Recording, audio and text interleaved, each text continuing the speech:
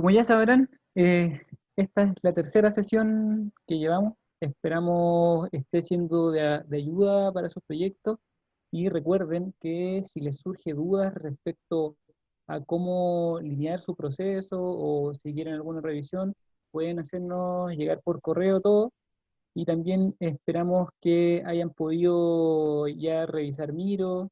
Recuerden también comentarnos si han tenido problemas con el ingreso a Teams, que nos han llegado un poco comentarios de algunas personas que han tenido problemas, ya sea por correo o por acceso a Office 365. Ahí sí, recuerden que estamos atentos a sus dudas, consultas. Y primero, obviamente, quería consultar si alguien tuvo algún problema, revisó la herramienta, la pudo aplicar. Dejamos micrófono abierto en esta parte. ¿Alguien que quiera comentar sobre el proceso?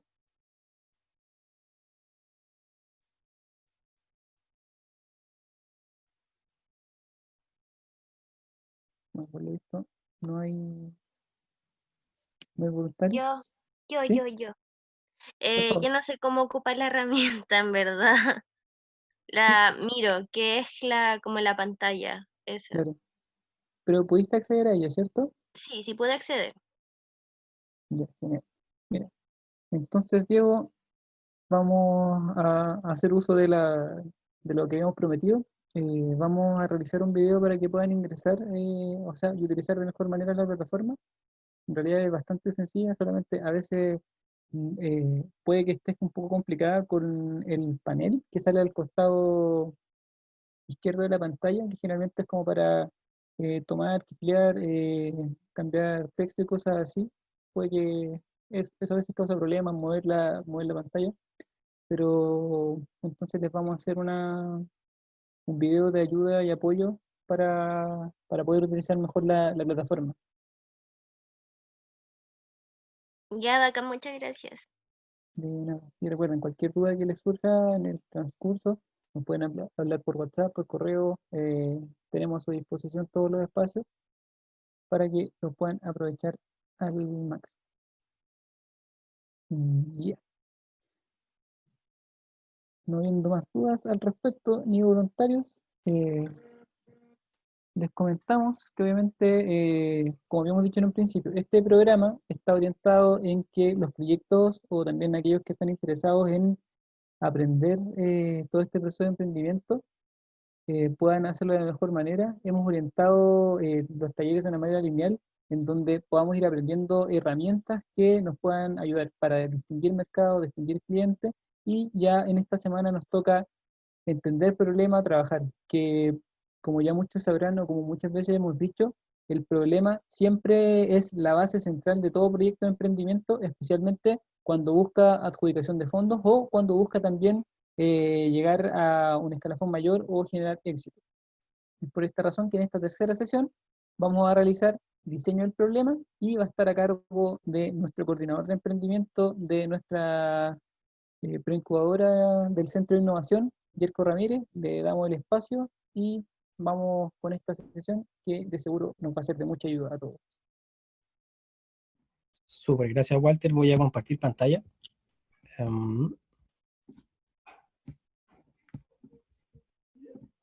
Se ve bien, ¿cierto? Sí. Súper. Ya chiquillos, vamos al grano. Bueno, en este taller nos corresponde ver el diseño del problema, que es, como decía el Walter, es un paso súper central en cuanto a cualquier proceso de emprender o proceso de innovación en realidad. ¿Y por qué es importante? Porque si no tenemos un problema bien identificado, difícilmente después podemos dar una solución. Ahora bien, vamos a ver algunas técnicas y la importancia de esto, pero antes quisiera hacer un repaso de lo que hemos visto. Lo que vimos fue justamente segmentación de mercado, que es uno de los pasos iniciales para poder realizar un emprendimiento, y lo que se les pidió ahí justamente, que lo decía Walter, es identificar el tipo de industria, que era ponerle el nombre a la industria, ¿cierto? Y para esto le recomendamos también hacer un estudio de mercado orientándose en variables geográficas, demográficas, psicográficas y también en variables como el comportamiento del segmento de mercado, ¿cierto? Otro punto del segundo taller fue, una vez que tenemos el segmento de mercado, que en grandes números bien identificado, y esa descripción, lo que venía después es justamente armar un arquetipo de cliente.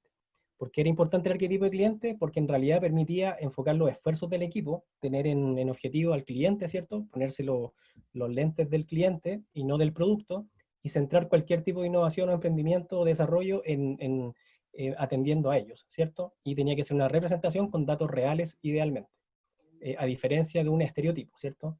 Y ahí la herramienta que le recomendamos fue el Buyer Persona. El Buyer Persona tenía una cantidad de descriptores, ¿cierto? Y se centraba justamente en las necesidades y dolores que tiene esta persona que uno justamente va a realizar el proceso de innovación. Ahora bien, vamos a hacer una leve distinción y justamente pensando en que, oye, llegó mi gatito, lo voy a abrir la puerta y vuelve al tiro, ¿ya? Que necesita salir. Estamos en vivo y en directo, estas cosas pasan.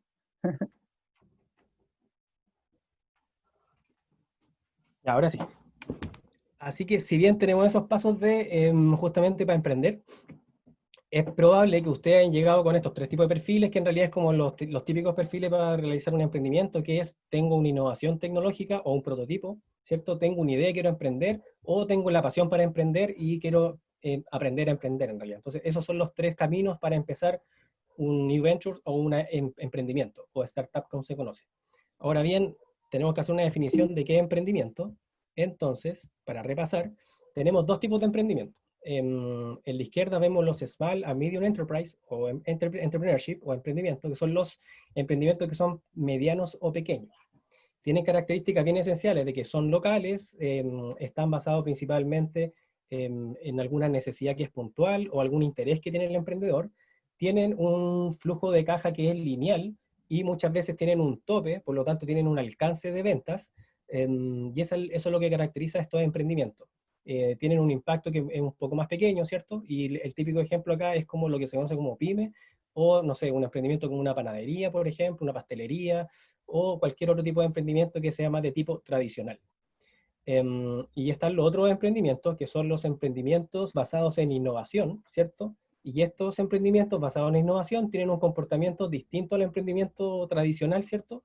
Porque los flujos de caja iniciales tienden a ser negativos. Y por lo tanto acá hay que invertirle mucho dinero y mucho tiempo en las etapas iniciales, ¿cierto? Que acá es lo que se conoce como Valle de la Muerte o etapas pre-seed o seed, como en las etapas iniciales. ¿Cuál es la característica de este tipo de emprendimiento?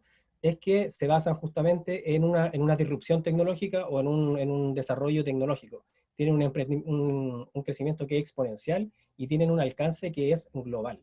También acá, en este tipo de emprendimientos, justamente es donde todos los capitales de inversión o inversionistas ángeles, venture capital, etcétera, fondos de Corfo también que hoy día están acá en Chile, es donde ponen la atención. Son estos emprendimientos basados en la innovación. Y justamente ese es el foco un poco de lo que nosotros buscamos también, de emprendimientos basados en innovación, y que tengan un alto impacto, ¿cierto? Ya sea a nivel global, regional o nacional, pero que muchas personas en realidad estén involucradas en esto. Ahora bien, como estamos hablando de innovación, tenemos que definir bien qué es innovación. Y acá Bill Aulet lo simplifica súper bien, que fue una lectura que recomendaba que les di, y lo que él plantea que dice que innovar es tan simple como tener una invención y se multiplica por la comercialización. Y la invención tiene que ver con yo creo algo, pero si no tengo una comercialización, o sea, si no tengo un mercado donde voy, en realidad no queda en innovación, solo queda en un invento, ¿ya? Y entonces ahora viene la pregunta de por qué es importante innovar o es importante innovar, y justamente McKinsey hizo esta pregunta a ejecutivos internacionales y el 84% de los ejecutivos de innovación en realidad consideraban que la innovación era extremadamente importante en sus estrategias de crecimiento.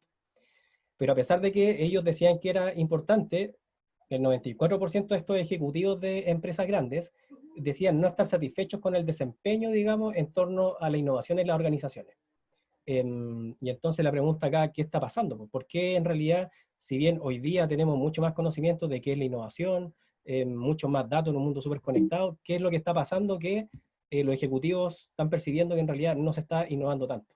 Entonces, en la pregunta de qué sucede entonces en las corporaciones y también en el mundo del emprendimiento, o por qué un emprendimiento no llega a crecer o llegar a impactar al mercado también. Y uno de esos era justamente identificar el problema. Bueno, pero ¿qué pasa? Si hoy día estamos en una revolución del Big Data, ¿cierto? Donde las empresas pueden acceder a mucha información, tener muchas caracterizaciones de clientes y tener una velocidad sin precedentes, ¿cierto? Análisis muy sofisticado.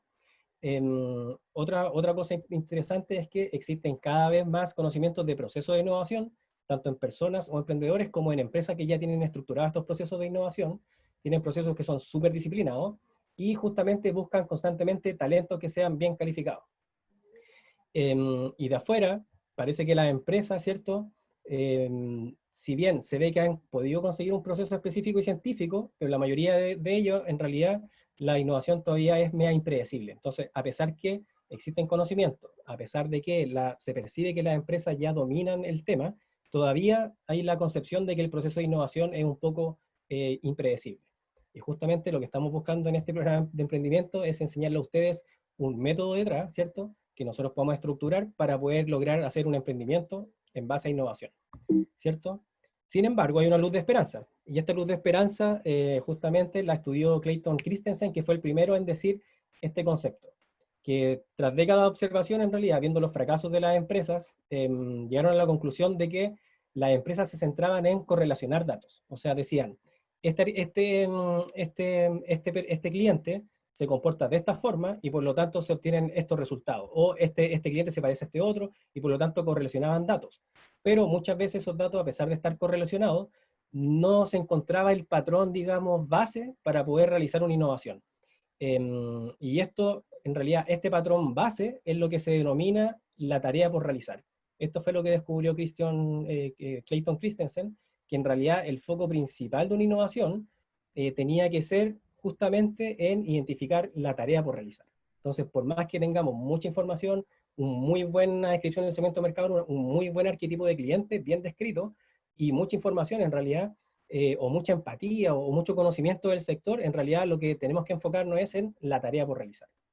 Y justamente, lo importante de esto, o el objetivo de identificar la tarea por realizar, o el jobs to be done, como hay más literatura en inglés en todo caso, o pueden buscarle ahí jobs to be done, justamente lo que busca es llegar hasta el factor causal que hay detrás de una decisión de compra, ¿ya? O sea, tenemos la causa y hay que encontrarlas con ciertas técnicas, que les vamos a decir después, para llegar a este jobs to be done, o esta tarea por realizar, ¿cierto?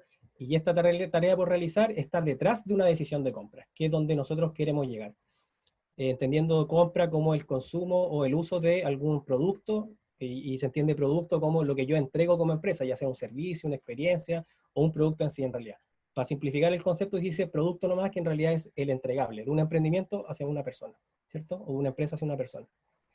Entonces, a mí me gusta enseñar con ejemplo, entonces vamos a ver un ejemplo para que entiendan bien este concepto del job to be done, con este ejemplo súper bueno, que es el caso de Bob Mesta, que es un asesor de innovación. Entonces llega Bob Mesta y le presentan un desafío. Le dicen, oye, ¿sabes que tienes que impulsar las ventas de un nuevo condominio de una empresa inmobiliaria del área de Detroit? Entonces Bob Mesta empezó a recabar ciertos antecedentes, ¿cierto? Vamos a contar un poco la historia de la empresa. Entonces, la industria, como se caracteriza, ¿cierto?, es la construcción de nuevas viviendas. Entonces, ¿qué caracteriza la industria? Es construcción de nuevas viviendas, ¿cierto?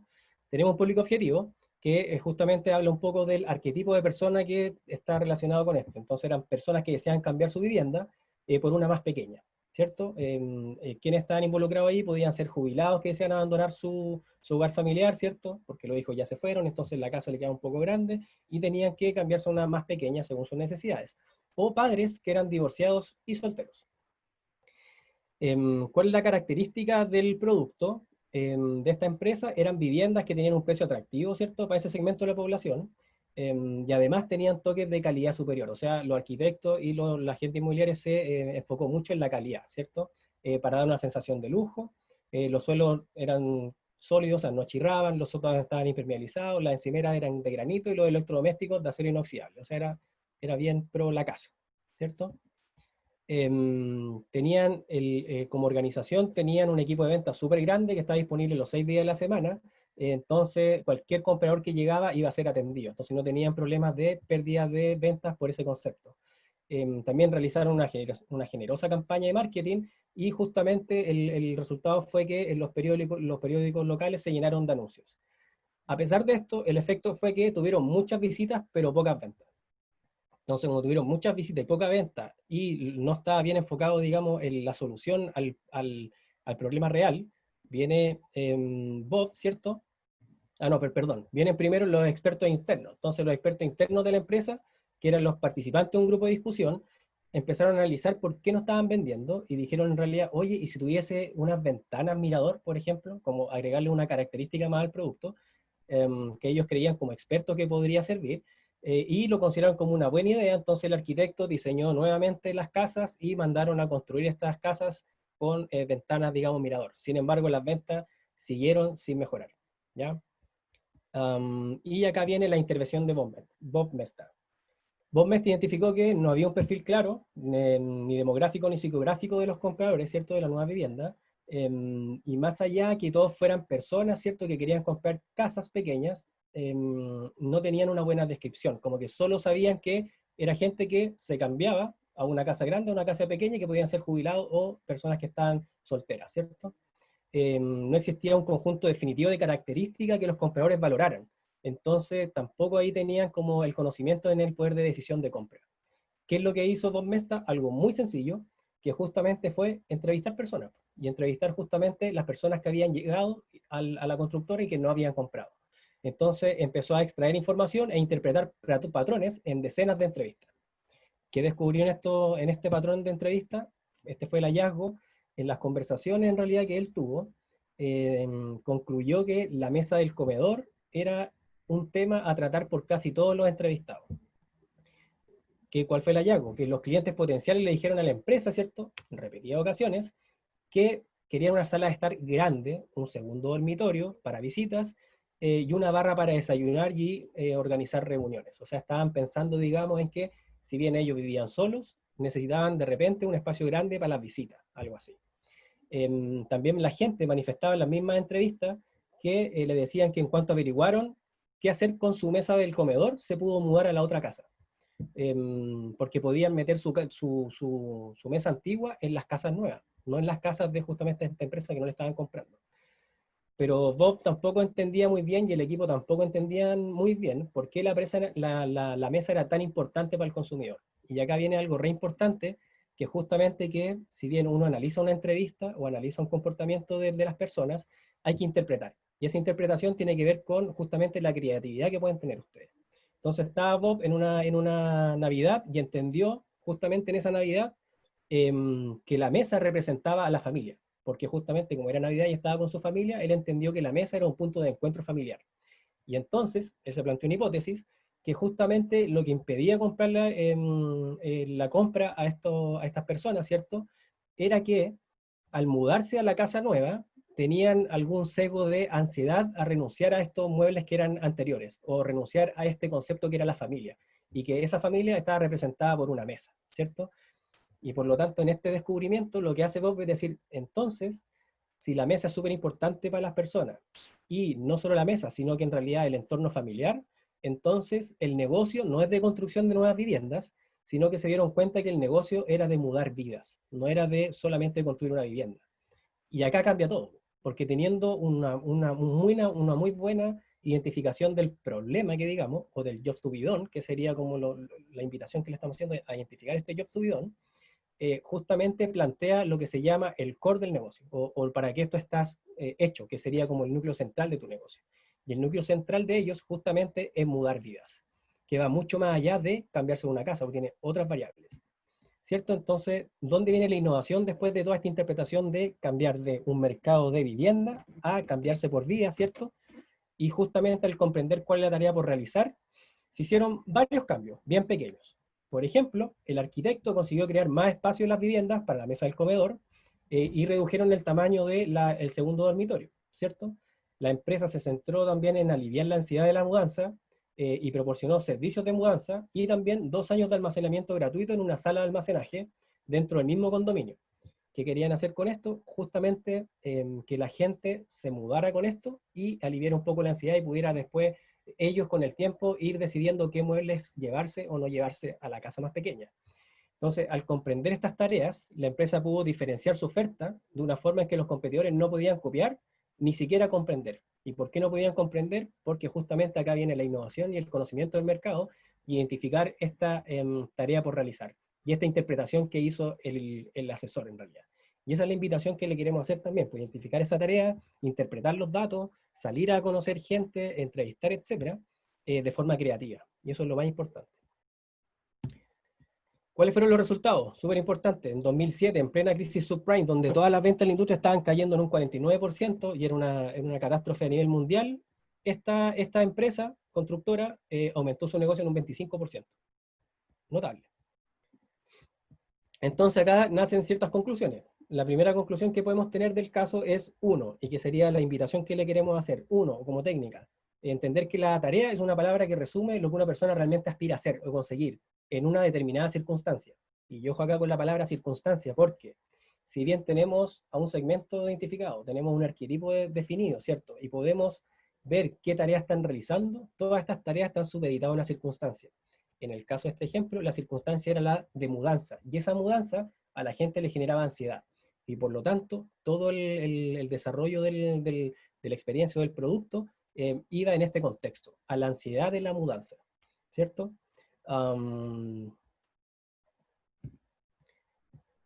¿Qué es lo segundo? Eso, las circunstancias son súper importantes, inclusive son más importantes que las características del cliente, los atributos del producto, las nuevas tecnologías y las tendencias, ¿cierto? Y ahí está el ejemplo, ¿cierto? Los nuevos condominios no competían contra otros condominios, sino contra la idea de mudarse. O sea, uno puede observar lo que hay, lo que está disponible, uno puede observar la competencia, pero tu ventaja competitiva va en este encaje producto-mercado que viene por un conocimiento de esta persona.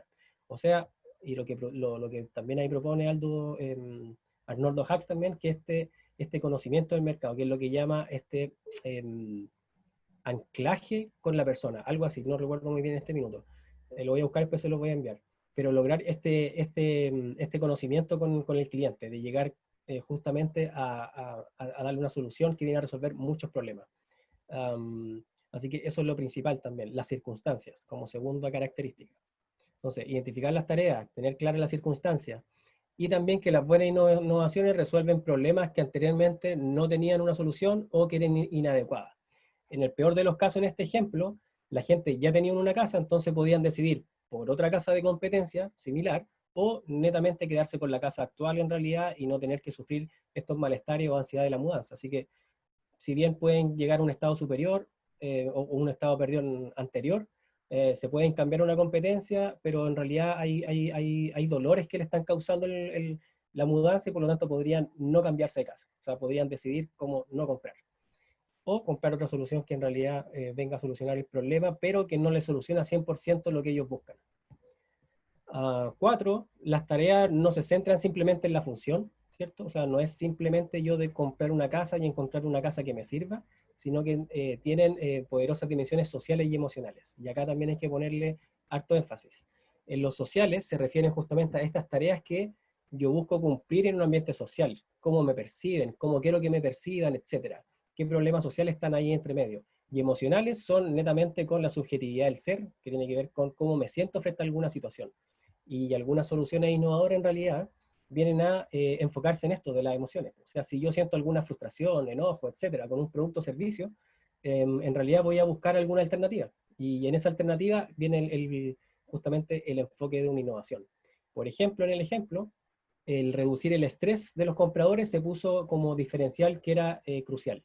Y esa es la interpretación de un trabajo basado justamente en la emoción. O sea, una tarea emocional, que era disminuir la ansiedad de la mudanza. Otra conclusión es que no basta con crear productos, sino que también hay que crear experiencia para los clientes. ¿Qué significa esto? Y en el ejemplo también queda súper claro de que no solo hay que crear el producto de la casa nueva, sino que al identificar todas estas cosas que justamente tienen que ver con el job subidón, la empresa le creó una experiencia. O sea, identificó los primeros pasos, ¿cierto?, de creación de productos que deseaban los clientes, ¿cierto? Y especialmente en productos que querían pagar un precio elevado. Y también, crucial, crear el conjunto adecuado de la experiencia de la compra, ¿cierto? Y utilización del producto. Por ejemplo, en el caso de cuando uno compra el iPhone, hay toda una experiencia cuando uno compra el iPhone. No compra, como todos dicen, yo no compro el iPhone solamente, sino que compro, no sé, compro status, y también hay una experiencia al momento de compra que sería el unboxing, que ya ver la cajita es súper linda la caja. De hecho, mucha gente la guarda. Y la caja también le da un valor agregado al producto. Entonces también hay una experiencia de compra. Otra cosa que hizo ahí Amazon súper fuerte también es cambiar la experiencia de compra. La hizo en un clic, te llega a la casa, etcétera. Y hoy día también están buscando cómo cambiar la experiencia de compra con estos drones, ¿cierto? Y hacer un poco la compra invertida. Siguen innovando en el proceso de compra. Así que esa es la invitación también, que no solo se fijen en las características del producto, sino que también en la experiencia en el proceso de compra del cliente, ¿cierto? Y cuando una empresa o emprendimiento en realidad hace esto, es muy difícil que los computadores te alcancen, porque tú descubriste algo que en realidad a ellos les va a costar un montón. Y si lo copian en realidad, las personas ya van a entender que fue una copia, y por lo tanto no van a tener una diferenciación. Y buscar una diferenciación cuando tú tienes un muy buen anclaje con el cliente es muy difícil. Y justamente hay una ventaja en los equipos de emprendimiento que se llama pivotear rápido, ¿cierto? Hay empresas súper grandes que les cuesta mover la maquinaria, porque ya tienen procesos definidos, tienen, no sé, tienen un grupo de clientes que ya le está comprando, tienen un mercado que ya están trabajando, etcétera. Entonces, como que no tienen mucho ánimo de cambiar o descubrir nuevas características o nuevos productos que innovar. Y por lo tanto, ahí está el grupo de innovadores o de emprendedores, como ustedes, que justamente tienen una oportunidad gigante de, si siguen estos pasos en realidad, de descubrir algo que puede ser revolucionario. ¿Por qué? Porque el equipo, como es pequeño, tiene la capacidad de conocer muy bien a este usuario o a este arquetipo de persona, ¿cierto? Descubrir justamente estos trabajos y empezar a pivotear rápidamente en la solución. ¿Por qué? Porque la solución no la encontramos al tiro. Entonces, ustedes tienen una capacidad de resiliencia y de fracasar súper rápida y de adaptarse, digamos, al contexto o del producto súper rápida también. Entonces, se puede pivotear más fácilmente porque son poquitos, ¿cachai? Es un equipo pequeño, en diferencia a una empresa muy grande, ¿cierto? Así que esa es la invitación también, a que puedan pivotear súper rápido. Se me pasó la pantalla. Finalmente, hay algunas técnicas para justamente entender muy bien al cliente, y entender muy bien al cliente no solo en variables que son más soft o como más de cualitativas, sino que también conocer estas variables, digamos, orientadas al job to be done, ¿no? A la tarea, que ya sería como mucho más enfocado y con un objetivo súper concreto. Y hay tres tipos más o menos de técnica. La primera, y que es la que hizo en el ejemplo Bob, ¿cierto? Que es la entrevista en profundidad. La entrevista en profundidad es justamente salir a la calle y empezar a entrevistar a personas, a descubrir. Y en este proceso de descubrimiento, dejar que la conversación fluya, ¿cierto? Pero esta entrevista tiene que ser igual estructurada. O sea, ustedes pueden definir algunas variables que quieren descubrir, ¿cierto? Antes de ir a entrevistar. Entonces hay una preparación de la entrevista, hay una estructuración de la entrevista, y luego la entrevista tiene que ser súper relajada, es más una conversación, pero es una conversación que está guiada. Entonces hay que preparar la entrevista con una guía, después justamente les voy a compartir una guía para hacer la entrevista, y voy a agregar acá a la presentación un video que está súper bueno, que lo hicieron en unas clases que están en online de laclase.cl. Es un video de YouTube súper interesante que habla acerca de esta técnica de la entrevista en profundidad. Es una herramienta súper simple, pero de alto valor. De hecho, en el ejemplo de Bob está demostrado que él, con una entrevista o conversando con gente, con muchas personas en realidad, uno va descubriendo patrones. Y en esos patrones después viene una interpretación creativa donde cambia el giro de las cosas y se pueden identificar estas tareas por realizar. Así que la entrevista en profundidad es una técnica. Estudios etnográficos. ¿Qué significa estudio etnográfico? En realidad tiene que ver con, esto es súper complejo los estudios etnográficos, los voy a simplificar un poco, porque hay hay una disciplina de estudios de etnografía, lo pueden buscar también en Google, no era el objetivo justamente de esta presentación, sino que dejar en sus cabezas el concepto del job to be done, o de la tarea por realizar, que justamente vendría a desarrollar el problema, o el diseño del problema.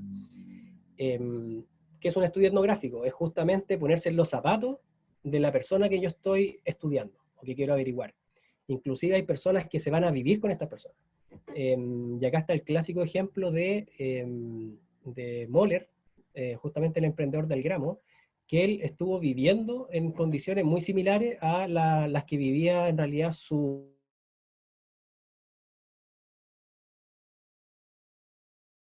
productos de almacenes de barrio. Entonces, él estuvo en circunstancias muy similares también, consumiendo en almacenes de barrio, y ahí se dio cuenta de que estas personas, justamente que iban a los almacenes de barrio, tenían lo que él llama el impuesto a la pobreza, ¿cierto? Que pagaban mucha más plata por un producto mucho más pequeño. Entonces, a menor escala de consumo, yo roto más en la compra, y a menor escala de compra, yo pago mucho más, un precio mucho más elevado por el producto. Y justamente eso es lo que le llamó el impuesto a la pobreza. Entonces, eso es más o menos un estudio etnográfico, de ponerse en los zapatos, de casi vivir con el usuario, entenderlo muy bien, o también hay una simplificación de estos estudios etnográficos que es la observación, de acceder a lo que hace. Entonces yo puedo ir y observarlo en su quehacer. Claramente no es tan comparable como con ir a vivirse con el usuario o con la persona que uno está estudiando, pero también se pueden sacar ideas súper potentes de lo que uno observa. ¿Por qué es re importante la observación? Porque justamente en la entrevista hay un sesgo muchas veces. ¿Qué es lo que sucede en la entrevista? Que hay personas, un tipo de personas, o que uno puede identificar que justamente te dicen que necesitan algunas cosas, o te dicen que van a hacer algo, o te dicen que hacen algo, justamente porque buscan la aceptación social de repente. Y por lo tanto, dicen que hacen cosas, pero en realidad no la hacen. Y por lo tanto, la información que uno puede sacar de ese comportamiento en cuanto a entrevista puede estar un poco sesgado.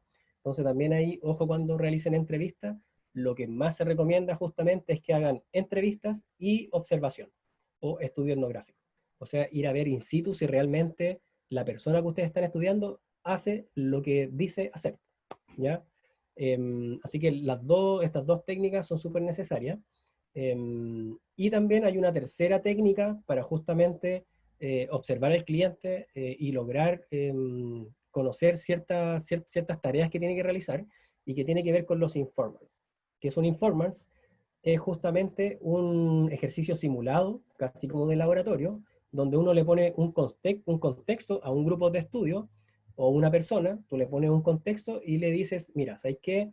Lo seteas un poco, le dices, mira, yo estoy haciendo un estudio, del comportamiento de, por ejemplo, en torno a, no sé, vamos a hablar del diseño de una casa. Entonces, voy a tener un grupo de personas que representa una familia y les doy roles. Dicen, por ejemplo, tú eres el padre, tú eres la mamá, tú eres el hijo, etcétera, dependiendo cómo se configure la familia. Y ahí hay que ver también el arquetipo de familia que uno quiere. Puede ser un arquetipo de familia que en realidad tenga distintas variedades, entonces hay que definir súper bien ese arquetipo de familia y hacer este informance. Digamos que este ejemplo es de una familia donde está un papá y una mamá y dos hijos, que es la clásica familia de 4 personas, o la familia triangular, y justamente tú le das estos roles a cada uno y puedes simular el experimento en un espacio donde puedes dibujar en el suelo el espacio, ¿cierto? Entonces dibuja acá está la cocina, acá está la ducha, acá está la cama, etcétera, todas las componentes que tiene una casa y que yo quiero estudiar su comportamiento y cómo se mueven, y les planteo justamente que ellos simulen de cómo sería un día normal en esa casa, desde que se levantan hasta que se acuestan. Y en un día de semana, donde el papá y la mamá tienen que ir a trabajar, por ejemplo, los niños tienen que ir al colegio, etc. O puede ser un fin de semana, dependiendo del estudio que quieran ver ustedes. Entonces, en este Informance, lo que hago yo es justamente observar estas conductas que tienen las personas en este ambiente simulado. Y entonces ellos tienen que ir actuando y también diciendo lo que van sintiendo o lo que van pensando o lo que van a hacer, justamente para obtener estos dos tipos de información. Información verbal y información también que yo puedo ver, ¿cierto? Y ahí yo puedo sacar ciertos patrones de conducta dentro de la casa, ¿cierto? Interesante también definir súper bien en la informance el arquetipo de persona que está. Porque no es lo mismo diseñar una casa para, por ejemplo, un millennials, no es lo mismo que para una persona que está jubilada, no es lo mismo para una persona de familia, no es lo mismo, no sé, para un joven soltero, no es lo mismo para alguien que ya está recién casado. Entonces, cada persona tiene distintas características que es súper necesario que ustedes las definan bien para definir súper bien el experimento o informance, que sería este ejercicio simulado. Están esas tres técnicas. La idea es que puedan usar las tres, claramente, dependiendo de lo que necesitan. a veces la informance sí se utiliza harto cuando uno requiere tener la observación a través de estudio etnográfico, pero es muy complicado hacerlo. Y por lo tanto, la única alternativa que tengo es justamente hacer un ejercicio simulado para observar la conducta que tienen las personas. Por ejemplo, en un diseño de una casa, es difícil meterse en la vida de una familia.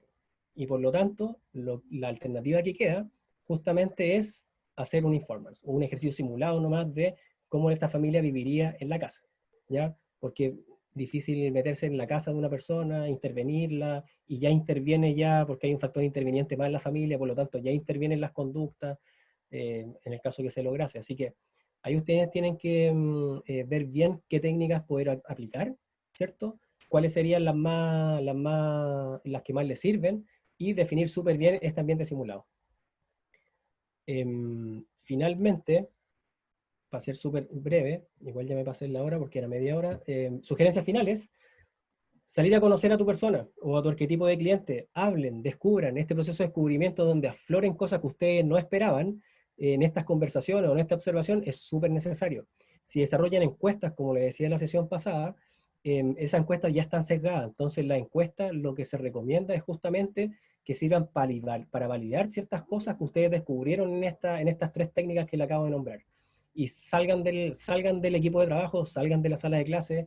Este espacio acá no se va a innovar, acá van a aprender cómo hacerlo, van a aprender las técnicas, luego tienen que salir al mercado, como se dice, salir a la calle y empezar a entrevistar este arquetipo de cliente. Tienen que enfocarse en los primeros arquetipos, empezar a descubrir quiénes le entregan mayor información, empezar también a ponerse a prueba en la forma de entrevistar.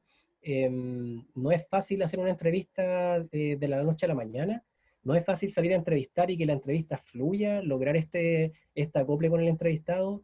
No es de la noche a la mañana, se requiere entrenamiento, ¿cierto?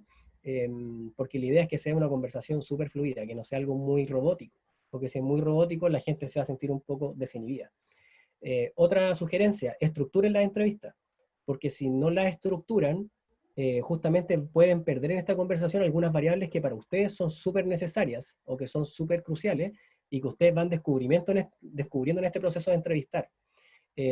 Al aplicar la entrevista, dejar que esta entrevista fluya, o sea, que sea semi-estructurada. Si bien van a estructurar una espina dorsal de la entrevista, dejen que fluya la conversa, que la persona o el usuario, digamos, que ustedes están entrevistando, salga con su historia, que te cuente una historia, algo lúdico, algo que en realidad sea como bien, que detone que él se quiera explayar aún más. Hay gente que es más callada, que cuesta sacarle la información, entonces hay que buscar justamente qué preguntas gatillan estas respuestas que son súper, que hacen fluir la conversación, que son súper amenas, etcétera, y eso lo van descubriendo con el hacer.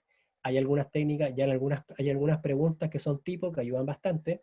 Los invito también a estructurar ese tipo de preguntas. Les vamos a mandar esta guía también con la guía de la entrevista, con ciertas preguntas que podrían gatillar alguna respuesta. Y luego analizar estos patrones de la entrevista, analizarla en detalle. Les vamos a mandar también cómo analizar con una tabla en formato tabular estas entrevistas. Lo que se busca justamente es que salgan a entrevistar a 10 personas, bueno, dependiendo de la metodología, es entre 8 y 12, 10 es lo que recomienda, por ejemplo, en la propuesta de valor de Osterwalder, 10 personas en un grupo de 10, entonces yo entrevisto a estas 10 personas, me junto con mi equipo, y empezamos a buscar patrones, ¿cierto? En esta entrevista. Luego de tener esta entrevista y tener los patrones, yo empiezo a hacer el ciclo que se conoce como el ciclo Lean Startup, que es de crear, medir y aprender. Entonces yo ideo ciertas hipótesis para validarla, o creo algún producto, o creo algún prototipo que sea súper arcaico, puedo crear una entrevista para validar cosas, puedo crear una campaña en Google AdWords o una campaña en Facebook, o con Instagram puedo tener alguna cuestión. Hay N herramientas que ustedes pueden validar ciertas cosas, pero entendiendo que ustedes ya descubrieron un cliente y quieren validar ese descubrimiento. Y luego de hacer este primer ciclo del Lean Startup con estas 10 personas, continuar con otro siguiente grupo. Aprender de este ciclo, qué sacaron, ver esos patrones de cuando fueron en el análisis, analizar cómo pueden mejorar la entrevista, cómo pueden mejorar su producto, en el análisis del ciclo de crear, medir, aprender, también analizar qué sucedió ahí y ir mejorando constantemente. Eso con ciclos de grupos de 10 personas, entonces ir de 10 en 10. Y por eso es súper importante que definen un arquetipo de cliente. O sea, tienes que ir con las personas indicadas, no con alguien que no les sirva, tiene que ser con su arquetipo. Y bueno, finalmente, lectura recomendada, se las dejo ahí para que después la puedan leer si ustedes quieren. Está en inglés, la mayor parte de la literatura de emprendimiento e innovación está en inglés, desgraciadamente. Si bien se hacen esfuerzos por tenerlo en español, y hay hartos documentos también, en inglés es donde están todos estos estudios, así que, pucha, también una recomendación, pónganse a prueba con el inglés. Si no lo manejan, pónganse a prueba y empiezan a leer, a estudiar en inglés. Ahí hay un documento re corto que justamente conoce a tus clientes a través del Jobs to be Done. Hay un libro también que ahora, después de Christensen, ahora viene Ulrich a reforzar este concepto del Jobs to be Done. Y hay un libro que justamente se llama Jobs to be Done, que también los invito si quieren a leerlo, en sus lecturas que puedan tener, más en el largo plazo, ¿cierto? También está la invitación.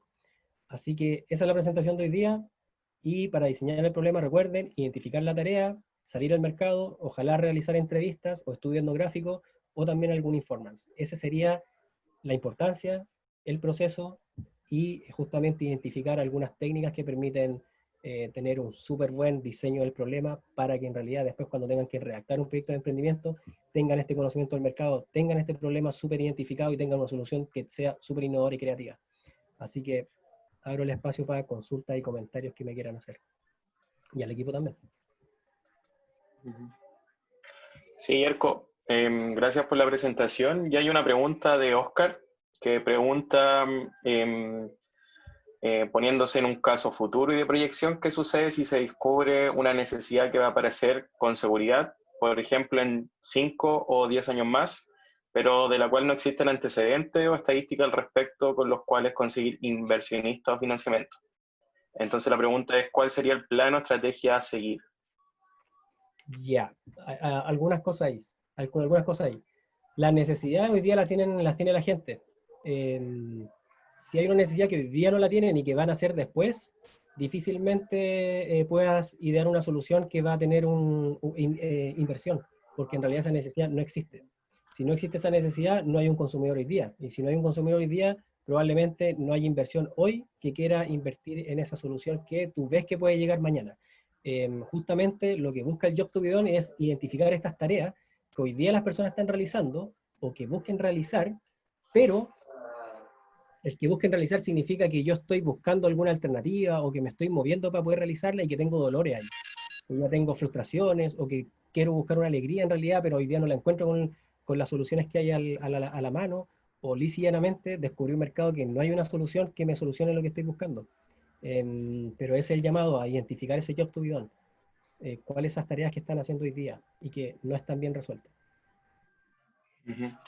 Sí, ahí complementando un poco. Si Oscar puede complementar, no sé si respondí.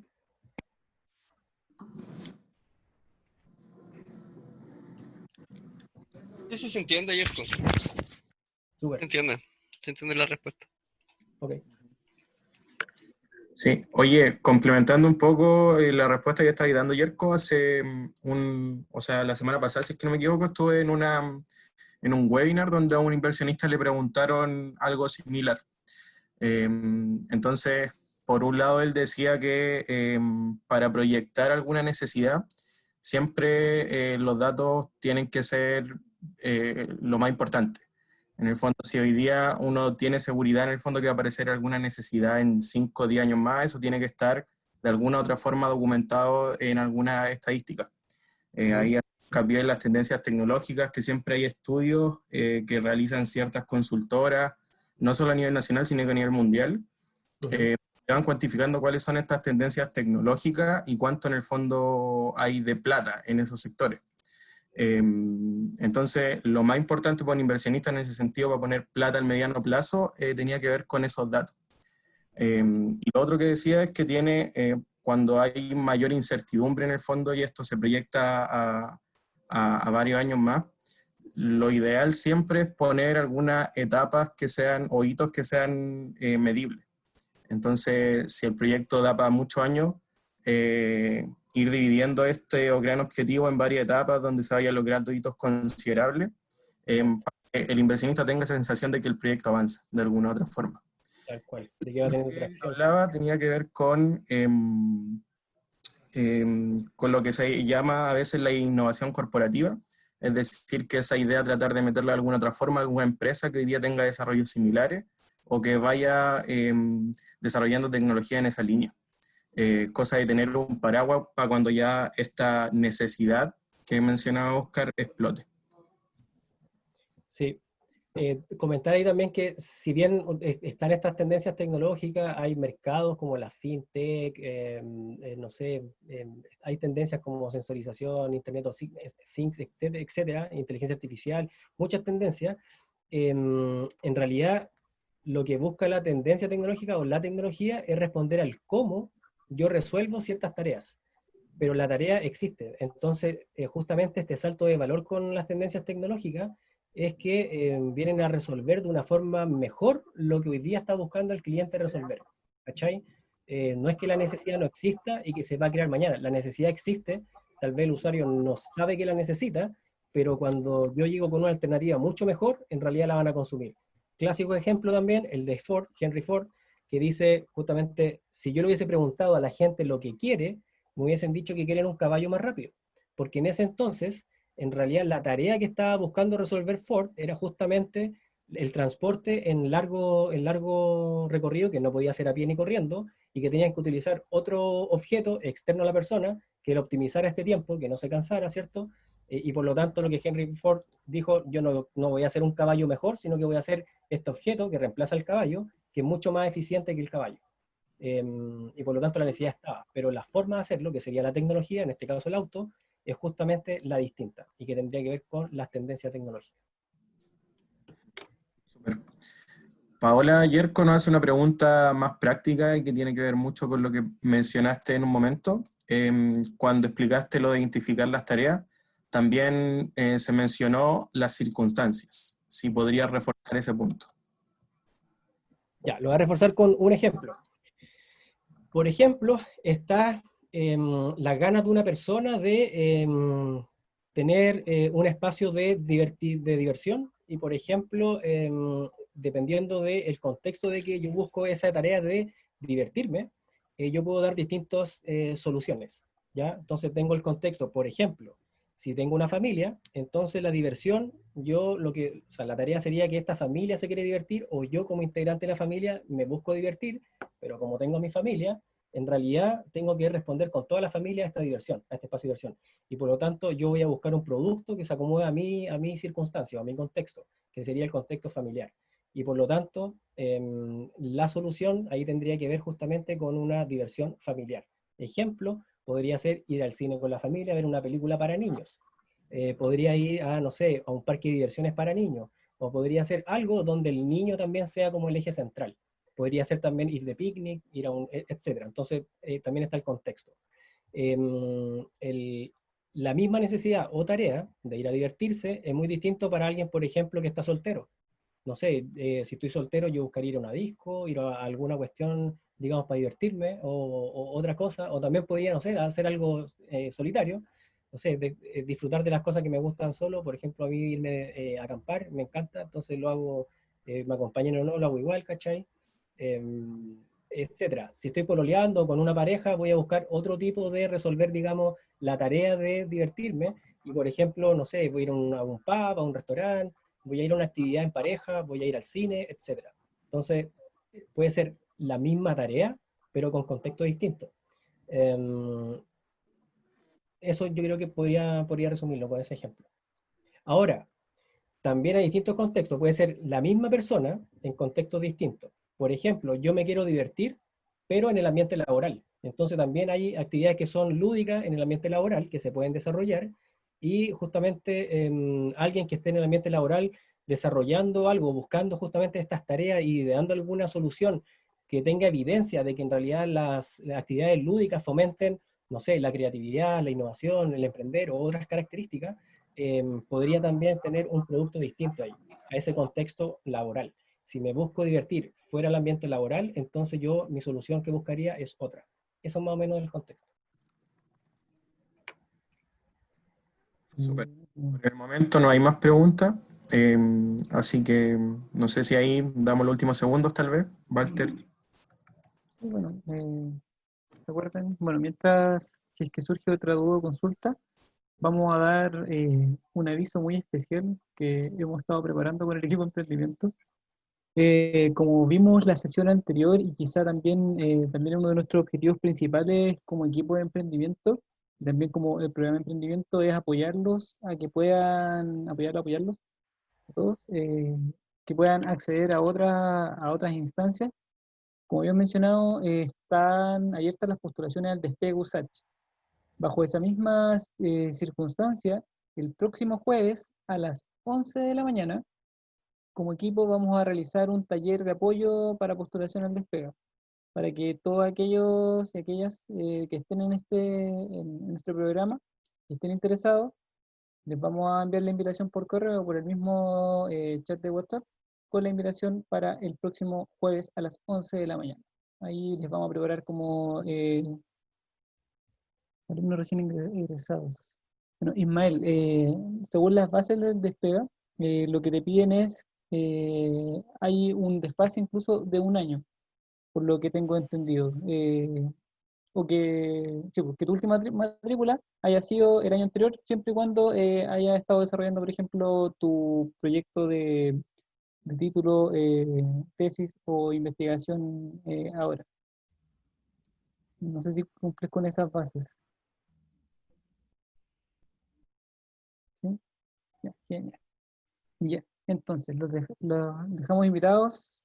Hay otras preguntas ahí, Walter. Sí, sí, estaba viendo recién esa.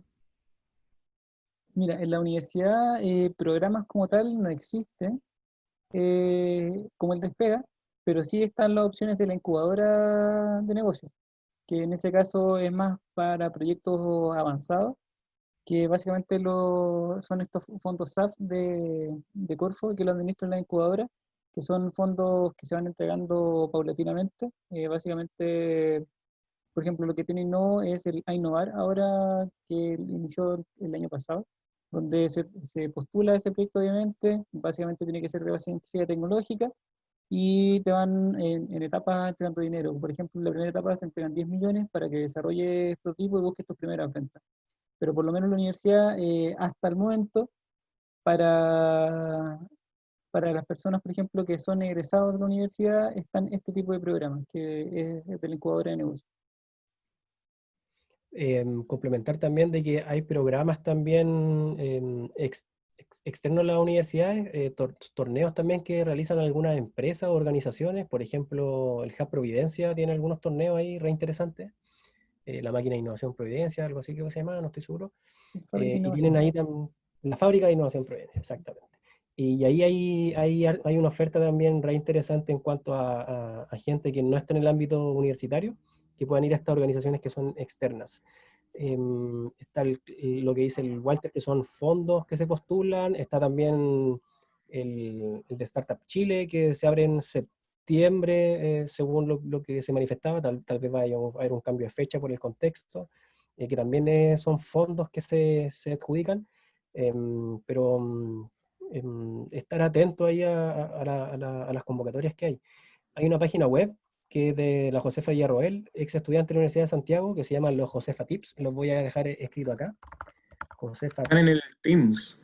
Ah, está en el Teams, ya. Entonces en el Sí. Teams pueden encontrar ahí justamente los Josefa Tips, josefatips.cl, y ahí están todas las convocatorias de lo que se viene de aquí en adelante, las convocatorias del mes, etcétera. Y también ahí hay torneos que se pueden postular.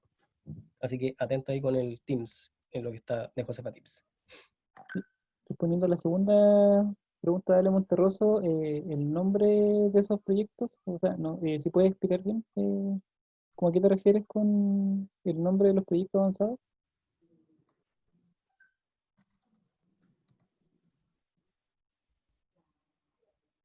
¿Estás por ahí, Ale? Ale Monterroso. Oye, mientras tanto se conecta Ale. Sí, bueno, Hola, estoy sí, viendo. sí, bueno, más fácil por acá. En mi caso tenemos un proyecto avanzado que de hecho ya está generando ventas desde este momento. O sea, lo lanzamos hace un mes y ya ha generado algunas ventas. para lo que va. Y bueno, estamos buscando la posibilidad con mi socio de poder acceder para ayudar a los que están egresados. Yo, de hecho, no soy de la USACH, pero sí mi socio es de la USACH. Entonces, queríamos ver cómo se llamaban estos otros, porque hasta el momento solo conocíamos Startup, Claro. de Startup Sí. Chile. Mira, en ese caso Pero puede ahí, estar atento. Dale, no. no, ahí entré a la página de Josefa Villarroel y la voy a leer bastante Súper. para foguearme un poco más. Eso. La universidad, como te había comentado, tienen el Innovar. O sea, ese es el nombre que tienen, es Innovar, que Ok. hay una convocatoria que es específicamente para proyectos nacidos o de exalumnos en los si me corrigen los chicos. Y también puede ser la línea regular de Innovar, que es como para empresas o proyectos avanzados. Y así también hay muchas otras incubadoras universitarias que también reciben proyectos de base científica y tecnológica en formatos avanzados o iniciales incluso. Genial. Complementándole un poco lo que dice Walter, cuando habla de proyectos avanzados y en este caso en específico de la convocatoria al Innovar, ya de empresas que estén constituidas o ya estén como andando en el mercado. Sí. Ese es como el nivel que se espera en ese tipo de convocatoria. Claro, acá está constituida, ya Ujú. con facturación, con residencia, o sea, todo legal en definitiva. Sí. Y Ahí el podemos proyecto ya está revisarlo. montado. Ujú. Ujú. Se pueden revisar los requisitos, pero lo que te dan ahí es un subsidio que está como amarrado a que después tú vendas. Entonces ahí la parte de mercado tiene que estar ya bien Perfecto. definida. Pero ahí podemos ir Ok. viendo. Nosotros podemos publicarla, más allá de estos Josefa Tips, de repente hay alguna ahí que andan volando y podemos ir comentando. Ok, genial. Bueno, Te podemos mandar información del Innovar, de Innovo. ok, Del incubador. perfecto. Ok, Por súper. eso mismo, recuerden que estamos súper abiertos, por ejemplo, las dudas específicas que tengan de este tipo sobre financiamiento, sobre sus proyectos, como les decíamos y le reiteramos todas las clases. Tienen dudas específicas de cómo va su proyecto, hacia dónde orientarlo, pueden enviarnos por correo o ya agendar una reunión para que podamos ver cómo poder ir apoyando, orientando los equipos de manera más específica. Pues recuerden participar en el Teams, en el WhatsApp, en el correo. Tenemos todas las vías posibles para que nos contacten y, como siempre, estar a mayor disposición para poder responder todas sus dudas y apoyarlo en su proceso de emprendimiento. ¿No hay Excelente. más dudas, más consultas? Hay otra pregunta, Walter, que dice que el que no quiere postular al Despegas igual puede participar del jueves. Yo lo invito a que sí, de que justamente vamos a repasar como qué aspectos o qué tips son los necesarios para una postulación. Y en realidad son como conceptos igual que les pueden servir para otro tipo de postulación a fondo. Así que la invitación igual está hecha. Claro, sí. Bueno, entonces, como cada semana, les pediría por favor que activen sus cámaras para que Cristian pueda tomar el pantallazo de rigor para poder, obviamente, seguir dando movimiento a este programa. Y bueno, tú, Cristian, nos vas avisando. eh, bueno, como vimos también que hubo problemas con Miro, vamos a realizarles un video específico, no sé, quizás nos tomamos un tiempito la próxima sesión o ahí podemos ver de qué manera podemos apoyarlos más específicamente para que se puedan adaptar bien a la plataforma. Así sí, en el caso de que tengan una específica, nos comentan, nos preguntan, eh, pregúntenos por favor. La única forma que toda la duda y podemos ir avanzando es que nos realicen las preguntas. Vamos a esperar si es que se anima la gente un poquito más a activar las cámaras para que completemos ahí el pantallazo general. Súper. Recordarles también que, que se metan a Miro. Si tienen duda, también ahí pueden preguntarle. Nosotros estamos súper abiertos a responder las consultas. Y Miro también a nosotros nos sirve para ir viendo su nivel de avance en los proyectos, para tener más información. Y teniendo esa información también nosotros vamos dando algún feedback. Así que los invitamos a que lo puedan hacer para justamente identificar ahí a los proyectos con mayor detalle. Si tienen también algún antecedente de lo que se ha trabajado en la herramienta, que no la han trabajado en Miro, también lo pueden enviar. Así que esa es la invitación, a que puedan avanzar en los proyectos.